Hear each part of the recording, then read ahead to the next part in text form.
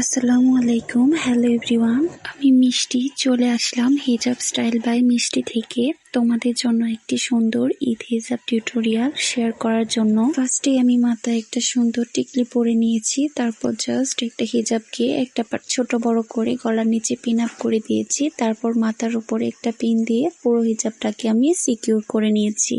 তারপর বড় পাটটাকে জাস্ট এইভাবে করে ঘুরিয়ে নর্মালি এনে মাথায় আমি পিন আপ করে দিব এক সাইডে। তারপর এক্সট্রা যেই হিজাবটা থাকবে সেটাকে আমি নিচ দিয়ে কভার করে দিব।